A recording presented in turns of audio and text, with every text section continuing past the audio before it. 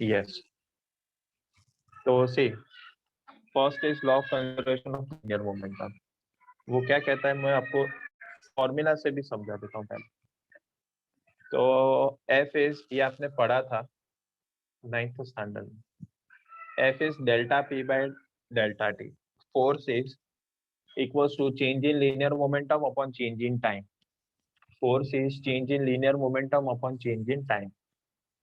Change क्या होता है? चेंज होता है फाइनल माइनस इनिशियल। चेंज क्या होता है? Final minus initial. तो फाइनल मतलब पी एफ, इनिशियल मतलब P I.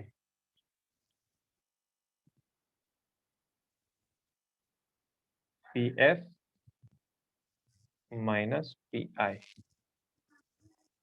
Upon delta T.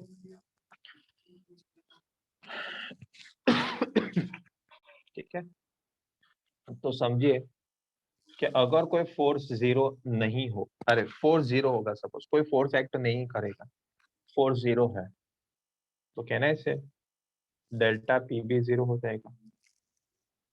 मतलब कहना है इसे कि पी एफ माइनस पी आई भी जीरो हो जाएगा। अरे तो फिर साइड चेंज करो तो P F equals to P I हो गया। मतलब समझो कुछ, अगर फोर्स जीरो है तो change in linear momentum zero. If change in linear momentum is zero, then we can say कि momentum remains constant. Momentum remains constant means initial momentum is equals to final momentum, मतलब momentum change ही नहीं हुआ। अगर कोई भी एक quantity constant रहता है तो उसमें चेंज क्या आ जाएगा? जीरो। उसमें चेंज क्या हो जाएगा? जीरो। अगर टाइम चेंज ही नहीं होता, टाइम कांस्टेंट रहेगा तो उस टाइम में चेंज क्या आ जाएगा? तो भाई कुछ नहीं यार, zero. So that means momentum p remains constant. So what you need to understand is if there is a no force acting on the body, then the linear momentum of that particular body remains constant. और ये मैंने mathematically आपको बता दिया पूरा, और वही statement अब नीचे है लिखा हुआ, देखिए सेम टू सेम। बराबर, चलिए तो स्टेटमेंट रीड करेगा कोई? कोई वॉलेंटियर है ये लास्ट पॉइंट वाला स्टेटमेंट रीड करने के लिए? Please any volunteer? सर मैं करूँ? हाँ जी, why not, yes. Law of conservation of linear momentum. If the resultant external force acting on system is zero, then its total linear momentum remains constant. पता चला क्या आपको? देखिए क्या है पहला, if the resultant external force acting on system is zero, तो मैंने ऊपर एफ इक्वल टू जीरो लिखा, हाँ लिखा, तो डेल्टा पी जीरो हुआ, हाँ जीरो हुआ, तो P F minus P I zero हुआ, हाँ वो भी हो गया, तो P F equal to P I हुआ, हाँ वो भी हो गया। मतलब क्या कि फाइनली और इनिशियली मोमेंटम सेम होगा, यानी मोमेंटम कांस्टेंट रहेगा। तो देखिए फिर स्टेटमेंट में क्या लिखा है कि then is total linear momentum remains constant. All of you followed it, please reply. Yes, sir.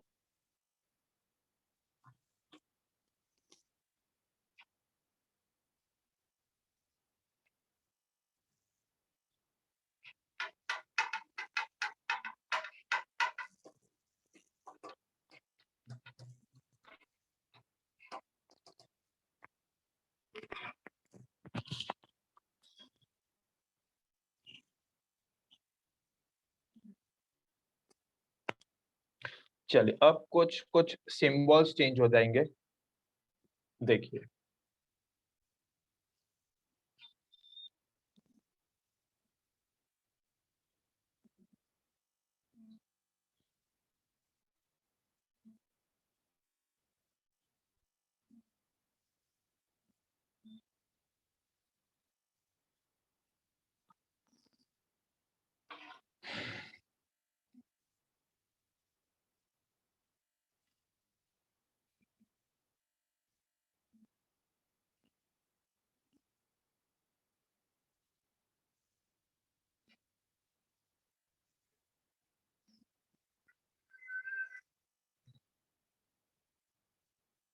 सिर्फ सिंबल्स चेंज हो गया, मीनिंग सेम, अप्रोच सेम। अभी ये कौन है? तो ये है, सिंबल को कहते हैं टाउ। फूफा जी, ताऊ जी होते हैं ना, ऐसा ये टाउ है, सिंबल का नाम है टाउ। क्वांटिटी का नाम है टॉर्क। ये क्या है टॉर्क, वो डिटेल में हम 7 चैप्टर में पढ़ेंगे। अभी सिर्फ हम उसका कोरिलेशन पढ़ लेंगे। अभी जो हमने पढ़ा लीनियर मोमेंटम का, उसका कोरिलेशन पढ़ लेंगे। अब ये एल जो है वो बन जाता है एंगुलर मोमेंटम। क्या बन जाएगा, एंगुलर मोमेंटम, बराबर है। ये टॉर्क कौन है, अरे ये टॉर्क जो है ना वो फोर्स का कजिन है। मतलब अरे ये फोर्स का रोटेशनल मोशन का क्वांटिटी है। दरवाजा खोलो बंद करो, यानी पुश और पुल करने के लिए भी हमें धक्का तो लगाना पड़ता है ना यार। तो रोटेशनल मोशन में उस फोर्स का नाम बन जाता है टॉर्क। ठीक है। अब कोई अब मान लीजिए चेयर है, चेयर को आप फोर्स दीजिए तो वो डिस्प्लेस होगा, यानी लीनियर मोमेंटम आएगा। बट अगर डोर है, उसको पुश और पुल कीजिए अगर आप, तो वो डिस्प्लेस्ड होगा, लेकिन एक साइड से वो जो हिंजेस लगे होते हैं वहां से तो वो नहीं हिलेगा ना, यानी डोर रोटेट होगा ना, यानी उसका एंगुलर मोमेंटम बदल जाएगा। तो रोटेशनल मोशन का फोर्स का नाम है टॉर्क, तो रोटेशनल मोशन में मोमेंटम का नाम हो जाएगा एंगुलर मोमेंटम। बट कहानी तो वही रही कि अगर मैं दरवाजा ना खोलूंगा ना बंद होगा तो वो अपने पास हिलेगा भी नहीं। तो स्टेटमेंट देखिए अब चेंज क्या हो जाएगा। If resultant external torque acting on the system is zero, then its total angular momentum remains constant, यानी tau equal to delta L by delta T होता है। डेल्टा मतलब चेंज, तो चेंज यानी L F minus L I, यानी final angular momentum minus initial angular momentum. अगर tau zero होगा, torque zero होगा, तो change in angular momentum delta L भी जीरो होगा। चेंज इन लीनियर अरे change in angular momentum zero होगा, तो that means L F minus L I, final angular momentum minus initial angular momentum भी zero होगा। तो नेक्स्ट स्टेप आ जाएगा L F equal to L I, यानी final angular momentum is equal to angular initial angular momentum, that means angular momentum is constant. So statement goes like this: if resultant external torque acting on the system is zero, then the angular momentum of the system remains constant. Can you correlate this law with the previous law? Detail में ये सारे quantities हम पढ़ेंगे 7th chapter में, 11th standard के 7th chapter में हम detail में पढ़ेंगे।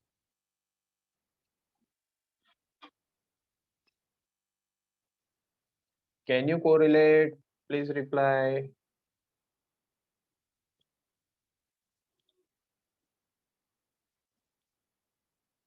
अभी तक एक ही रिप्लाई आया है। अच्छा, 2 आ गए, 3 आ गए, 4 आ गए, 5 आ गए, 6 आ गए, बराबर, वेरी गुड जी।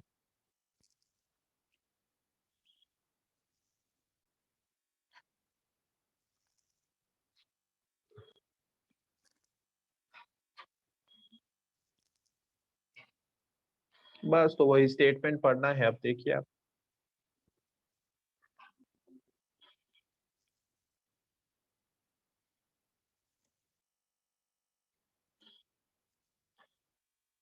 देखिए, law of conservation of angular momentum. Yes Devam भाई, यू कैन रीड।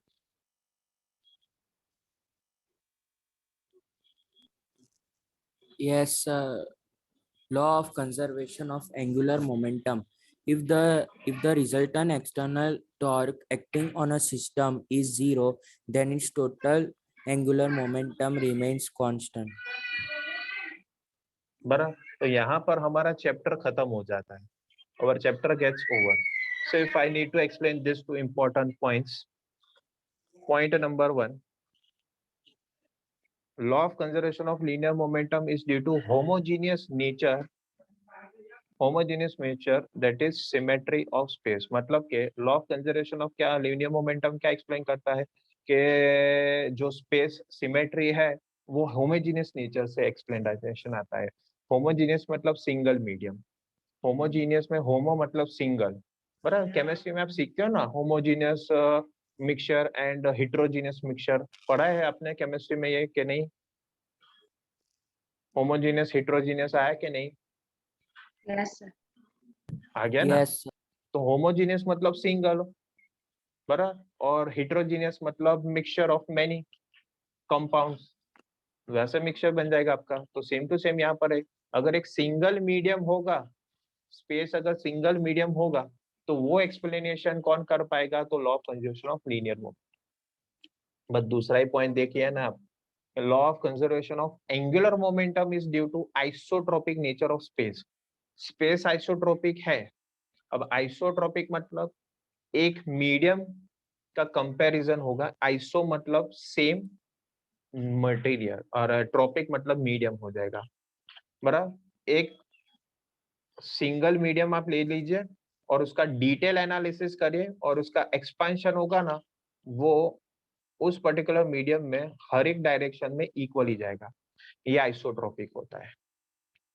एक सब्सटेंस का एक मीडियम का सब्सटेंस एक मीडियम का एक्सपांशन प्रोपोगेशन यूनिफॉर्मली होगा हर एक डायरेक्शन में, दैट इज आइसोट्रोपिक, बराबर। तो आइसोट्रोपिक नेचर ऑफ स्पेस कौन करेगा एक्सप्लेन, तो that is law of conservation of angular momentum. Homogeneous nature space का कौन बताता है, लीनियर मोमेंटम, जबकि आइसोट्रोपिक नेचर कौन बताता है, एंगुलर मोमेंटम। ये दो points objective point of view बहुत ही important, objective point of view बहुत ही इंपॉर्टेंट है। So with this two important points, chapter 1 gets over. Chapter 1 यहाँ पर हमारा खत्म हो गया, लेकिन अभी भी बहुत सारे ऐसे ऑब्जेक्टिव क्वेश्चंस है जो टेक्स्ट बुक में छुपे हुए हैं, लाइन टू लाइन अभी हमने रीड नहीं किया, और वो रीड करो तो आपका असाइनमेंट कंप्लीट हो जाएगा। यानी असाइनमेंट अगर आप प्रिपेयर करते हो, सॉल्व करते हो, तो इनडायरेक्टली हमारा पूरा टेक्स्ट बुक कवर हो जाएगा। यहाँ हमारा चैप्टर 1 खत्म हुआ। प्लीज चैट बॉक्स में आपका कंफर्मेशन चाहिए, किसी को भी चैप्टर 1 में से अभी कोई डाउट है। And yes my dear student, इसके बाद कोई बोलेगा सर ये समरी भी तो है। अरे ये समरी यानी क्या है पता है, आपके टेक्स्ट बुक में आप देखिएगा हर एक चैप्टर के एक्सरसाइज शुरू होने से पहले समरी पॉइंट्स होंगे। समरी पॉइंट्स यानी पूरे चैप्टर के कंक्लूजन पॉइंट्स आपको यहाँ पर मिलेंगे, यानी ये कोई नया नहीं है, ये ऑलरेडी हम चैप्टर में सीख चुके हैं। बट ये होता है कि पूरा पिक्चर का क्लाइमेक्स एंड में आता है, वैसे ये पूरे चैप्टर का क्लाइमेक्स है जिसका नाम समरी होता है। फर्स्ट चैप्टर में से अभी किसी को कुछ डाउट है तो आप लोग पूछ सकते हो मुझे, नहीं है तो मैंने जो आपको असाइनमेंट शेयर किया है ना वो ग्रुप पर, वो आप डाउनलोड कर लो, ओपन कीजिए, और हम हर एक वॉलेंटियर एक एक एमसीक्यू रीड करेगा और हम उसे सॉल्व करते जाएंगे, आंसर बताते जाएंगे, ठीक है। मेरे पास अगर वो एमसीक्यू है तो मैं भी वो ओपन कर लेता हूँ, मतलब जूम ऐप पर है तो सही, मैंने भेजा तो मेरे पास तो होगा ही ना यार।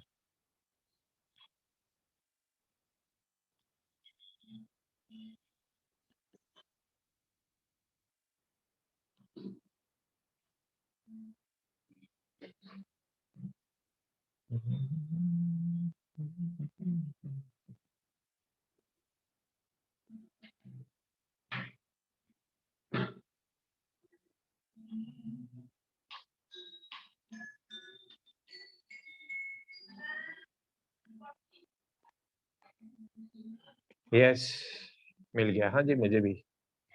चलिए अब मुझे सीक्वेंस में हर एक वॉलेंटियर चाहिए, बराबर। देखिए सीक्वेंस अल्फाबेटिकली जाएगा, पहला वॉलेंटियर होगा आर्या, आर्या के बाद देव, देव के बाद देवम, then Kishita, Nakshatra, Riya, Sakshi, Swara and Vedant. This will be the sequence alphabetically, बराबर। यानी अब हर बार मैं नाम नहीं बताऊंगा, एक के बाद एक वॉलेंटियर खुद अनम्यूट हो जाएंगे, क्वेश्चन रीड करेंगे, आंसर पता होगा तो आंसर बताएंगे, नहीं पता होगा तो मैं बता दूंगा, ठीक है। Yes game starts now. Yes Arya start. The word Vijnam and ilm related to science of physical world is derived from dash and dash respectively. Language. बोलिए आंसर Yes. आपको पता है क्या, टेक्स्ट बुक में ही है, सब कुछ टेक्स्ट बुक में है। ये पूरा टेक्स्ट बुक रीड ना करना पड़े ना, इसलिए मैंने वो पूरे टेक्स्ट बुक में से इम्पोर्टेंट पॉइंट्स निकाल दिए। तो ये Sir, विजिनम एंड, हाँ बोलिए। C option आएगा. एग्जैक्टली सर ये क्या है, मुझे तो नहीं पता चला। ये विजिनम जो है ना वो संस्कृत वर्ड है, इल्म है ना वो अरबिक वर्ड है, ये दोनों का मतलब कुछ नहीं है, फिजिक्स है, यानी साइंस बता, फिजिक्स बता। ब्रिटिश ब्रिटिश लैंग्वेज इंग्लिश में आपकी ये साइंस है कि फिजिक्स है, तो उसे आप अगर मुझे संस्कृत में बताना तो उसको मैं विजिनम बोलूंगा, और अरबिक में अगर मुझे बोलना है तो उसको मैं इल्म बोलूंगा। ठीक है, चलिए पहला एमसीक्यू हो गया। Second volunteer, unmute yourself and read the question. Second, what is the approximate mass of an electron? Sir नहीं पता। ओके जी, तो मास ऑफ इलेक्ट्रॉन हो जाएगा, किसी को पता है क्या? मैं आंसर बताऊं इससे पहले कोई और बताएगा मुझे? सर क्योंकि सी ये मैंने, ऑप्शन। हाँ सी ऑप्शन आ जाएगा, क्योंकि ये मैंने है ना लेंथ फैक्टर, स्केल फैक्टर, और वो लेंथ रेंज, मास रेंज और टाइम रेंज में मैंने आपको बताया था, मास रेंज में कि छोटे से छोटा मास होता है इलेक्ट्रॉन का, that is in order of 10⁻⁻30 kg, और सबसे ज्यादा होता है ना वो मास ऑफ गैलेक्सी होता है 10⁻55। तो ये आ गया बराबर। चलिए फिर तीसरा वॉलेंटियर रीड करो। The result of experiment of scattering of alpha particle by gold foil is given by scientist Rutherford.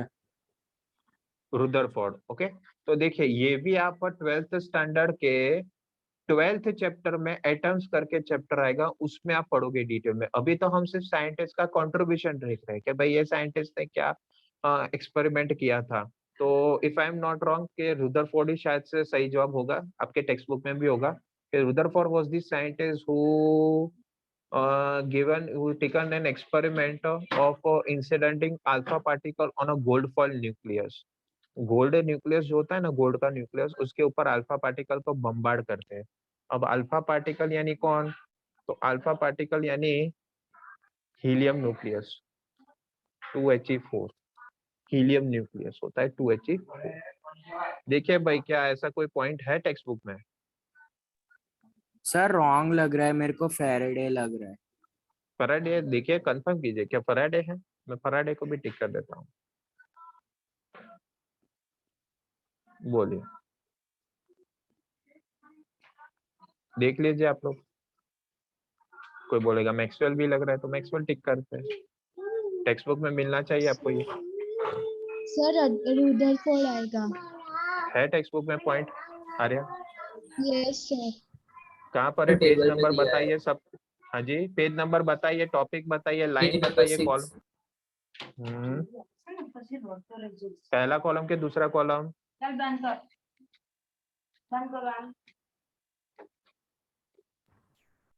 के टेबल वेबल होगा कुछ ऐसा है क्या? Yes sir. टेबल में ही है? Yes sir, third line. बताइए सबको, बताइए कहाँ पर एग्जैक्ट प्रॉपर गाइड कर दीजिए सबको।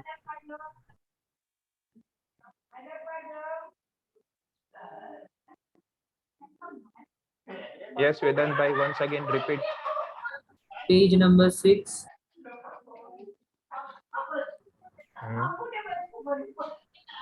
में थर्ड रो, टेबल में थर्ड रो।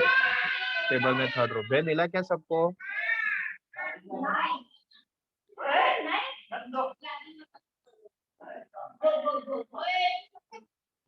यस सर मिला। चल सबको मिल गया ना? Yes sir. ये मैंने है ना बायोलॉजी की पैटर्न लिया है। बायोलॉजी के आप बोर्ड एग्जाम्स, कॉम्पिटिटिव एग्जाम्स में अगर जाइएगा ना तो आपको ऐसा मिलेगा, और एक लाइन टू लाइन एमसीक्यूज निकालते वो लोग, ऐसा ही पैटर्न यहाँ पर लिया गया है। ठीक है, चलिए next volunteer, fourth MCQ please. Dash and dash are the two principal trusts in physics. है क्या इसका आंसर? देखिए तो मेरे ख्याल से बी बी आना चाहिए। ऑप्शन। हाँ जी, B. B B. ऑप्शन। हाँ बताइए कौन से पेज पर, कौन से कॉलम में, कौन सा line? Sir page number 2, column, second column, first paragraph, last line. हाँ, तो unification and reduction are the two principal of thrust in physics. तो ये क्या है, मेरे को तो नहीं समझ आया। तो यूनिफिकेशन मतलब कोई भी आप एक फोर्स लीजिए, उसे दूसरों के साथ कोरिलेट करना है इन डिटेल में। मतलब एक क्वांटिटी मैंने लिया, उस क्वांटिटी को दूसरे क्वांटिटी से साथ कोरिलेट करके एक नया अप्रोच लेना, एक नया अरेंजमेंट करना, दैट इज यूनिफिकेशन। रिडक्शन मतलब क्या? अरे रिडक्शन यानी बड़े से छोटे छोटे छोटे छोटे छोटे क्रॉस सेक्शन में जाने का मतलब एलिमेंट होगा तो उसके अंदर एटम आ जाएगा, एटम होगा तो उसके अंदर न्यूक्लियस आ जाएगा, न्यूक्लियस होगा तो उसके अंदर प्रोटॉन्स और न्यूट्रॉन्स आ जाएंगे, उसके अंदर जाएंगे तो फॉर्मॉन्स, मेसॉन्स, क्वार्क, ये सारे पार्टिकल्स आ जाएंगे। यानी बड़े से छोटे छोटे छोटे छोटे छोटे में जाना, उसको रिडक्शन बोलते हैं। So this are the two principal thrust in physics, unification and reduction. ठीक है, चलिए fifth question, next volunteer please. The word physics comes from a word meaning dash, and in Sanskrit equivalent is dash, that's used to refer to the study of physical world. Answer is C, nature, भौतिकी. हाँ, जो physics में आप देखिए, physics word जो संस्कृत में use किया जाता है दैट इज भौतिकी, एंड भौतिकी मतलब अर्थ, अर्थ मतलब के नेचर। तो ग्रीक वर्ड मीनिंग, फिजिक्स का ग्रीक वर्ड मीनिंग होता है नेचर, और संस्कृत में उसका इक्विवेलेंट मतलब हो जाता है भौतिकी। चलिए फिर नेक्स्ट वॉलंटियर।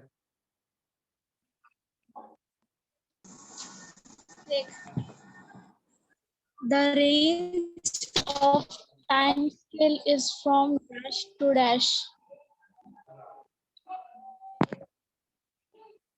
बताइए क्या हो सकता है, ये हमने सॉल्व किया था। A.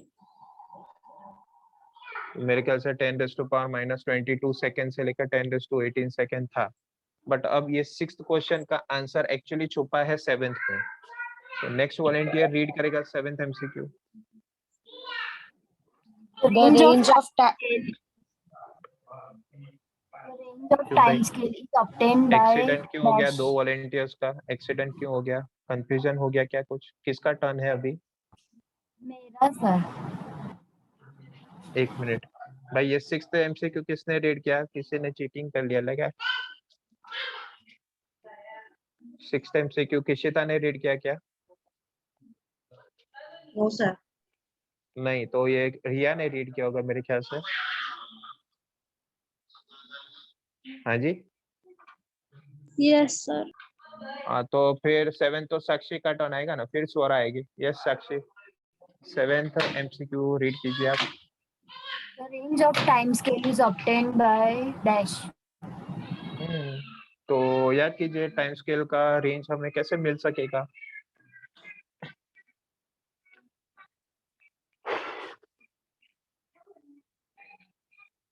भाई स्पीड होता है डिस्टेंस अपॉन टाइम, तो टाइम हो जाएगा डिस्टेंस अपॉन स्पीड। है क्या ऐसा ऑप्शन कि डिवाइडिंग डिस्टेंस के length scale bye Sir, B. Velocity of, B. Dividing length scale by speed of sound? है भाई, नहीं आएगा, साउंड थोड़ी आएगा, साउंड वाला ऑप्शन ही नहीं आ जाएगा। A option, dividing length scale by velocity of light हमने लिया था, वेलोसिटी ऑफ साउंड थोड़ी लिया था। अरे सर भूल से है मैं। हाँ जी, कोई बात नहीं जी, गलती होती है, तो ये तो इंसान हम कहलाते हैं, ह्यूमन एरर ही तो होता है। बाकी कंप्यूटर और ये मशीन्स थोड़े, कुछ रोबोट थोड़े मिस्टेक करते हैं। चलिए ये हो गया सेवन। हाँ जी, नेक्स्ट क्वेश्चन स्वरा, एथ MCQ. The range of length scale is from dash to dash.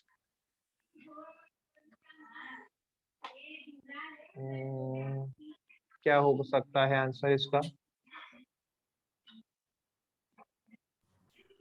देखिए -22 से लेकर 18, तो ये टाइम का है मेरे ख्याल से। Sir option unit, D. हाँ यूनिट चेंज हो जाएंगे उस हिसाब से। -30 से -55 मास का स्केल है, रेंज है, और ये हो जाएगा फिर लेंथ का। तो एक साथ मैंने तीनों लिख दिए। मेरा तो करेक्ट आंसर, अभी हमें क्या पूछा है, लेंथ ना, तो ऑप्शन डी हो जाएगा। चलिए फिर next volunteer 9th question. When Johannes Kepler examined the extensive data on planetary motion collected by Tycho Brahe, the planetary circular orbits in dash theory imagined by Nicolaus Copernicus had to replace by dash orbits to fit better data.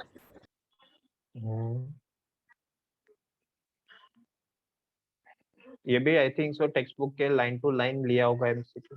अगर आपको मिला तो बताइए कौन से page sir पर column. Option C. Option C है क्या? बताइए क्या है, कहाँ पर है ये point? Page number 2 first column second paragraph. Okay. तो क्या होता है भाई ये हीलियोसेंट्रिक और इलिप्टिकल? तो हीलियोसेंट्रिक मतलब sun is at center and all the planets are revolving around it।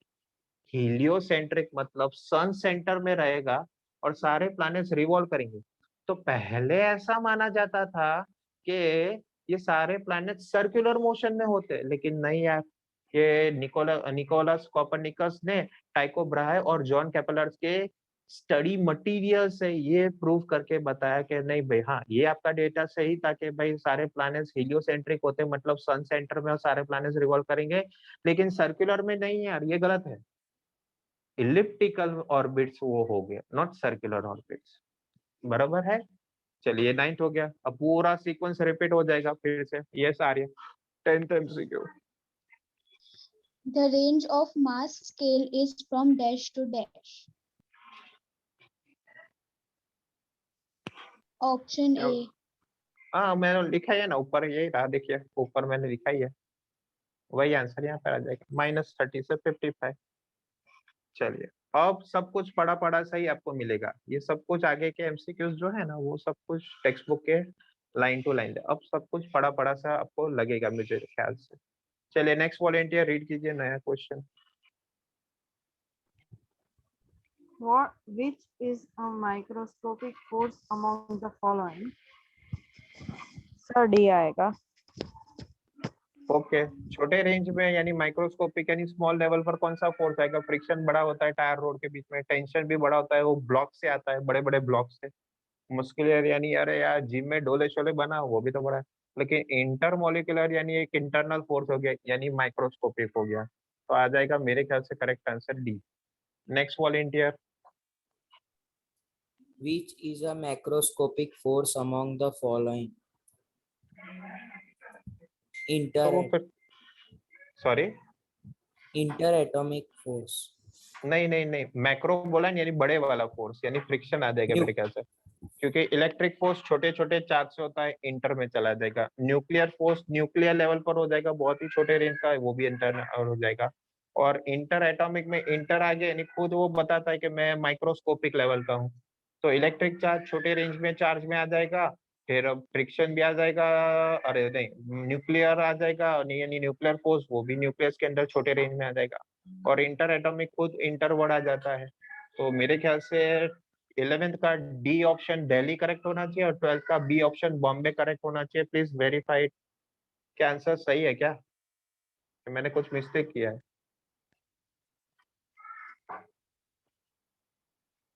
सही है कि कुछ मिस्टेक है मेरा? देख लीजिए आप लोग पहले एक बार। आई मे बी रॉन्ग ऑल्सो, मैं ऐसा नहीं है सर है तो भाई सही ही पढ़ाएंगे, मेरे से भी गलती हो सकती है कभी। सही है, देव भाई बोल रहे हैं हम सही है, चलिए सही होंगे। चलिए फिर next question, next volunteer read कीजिए। Which is the weakest force from the following? Gravitational. सही जवाब। Dash is the weakest force, तो ग्रेविटेशनल फोर्स। सही जवाब। नेक्स्ट आते हैं अभी। चलिए next volunteer. Strong nuclear force is dash times stronger than electromagnetic force. D 10 raised to power 2. सही जवाब। ये आपको वो टेबल से मिल जाएगा डेटा पूरा। चलिए फिर next volunteer. The range of which nuclear force is dash? Answer is option B, 10 to the power -15 meter. बराबर है, ये भी आपको टेक्स्ट बुक में और नोट्स में भी मिल जाएगा, same to same point. Next volunteer. The concept of antiparticle confirmed 2 years later by the experimental discovery of positron anti-electron by dash. इसका आंसर मेरे ख्याल से पॉल डिरेक होगा, वेरीफाइड करो। एक्सपेरिमेंटली बोला है ना तो पॉल डिरेक, थियोरेटिकल बोला होगा तो मेरे ख्याल से आएगा कार्ल एंडरसन। एक बार वेरीफाई कीजिए, ये भी आपके टेक्स्ट बुक में पॉइंट्स में मिल जाएगा आपको कहीं पर, शायद से फर्स्ट कॉलम पर है, कौन से पेज में मुझे नहीं पता। फर्स्ट सर मिल कॉलम में, गया फर्स्ट सर, कॉलम में लास्ट second- लाइंस में कुछ है ना। सेकंड पेज पे लेफ्ट में लास्ट वाला कॉलम, उसमें लास्ट हाँ में। बस वही फर्स्ट कॉलम में last, second last, third line, last line होगा क्या, ऐसा ही कुछ होगा, मुझे इतना याद है। एक्सपेरिमेंटली कहते हैं तो पॉल डिरेक, और थियोरेटिकल होगा तो कार्ल एंडरसन होगा, if I am not wrong, please verify it. Sir right है, Paul Dirac. Paul Dirac right है ना। चलिए तो last question by last volunteer, चलिए।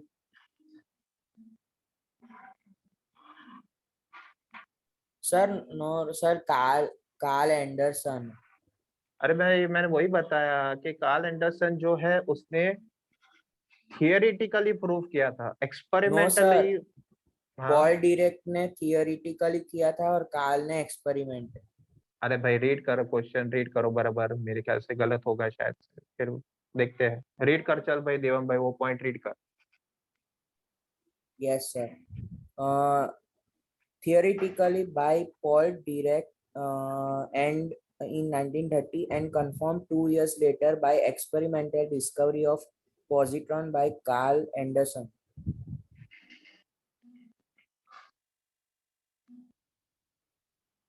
कार्ल एंडरसन है, ओके, तो मैं उल्टा सोच रहा था, ओके फाइन। तो theoretically theoretical explanation is given by Paul Dirac and experimentally explanation is given by Carl Anderson. Yes, मैंने उल्टा आंसर दे दिया, I'm sorry। बड़ा चलिए तो 17th क्वेश्चन। पॉजिट्रॉन मैंने बाय द वे आपको डिटेल में समझा दिया था, law of conservation of electric charge में। Yes, last question by last volunteer कौन है?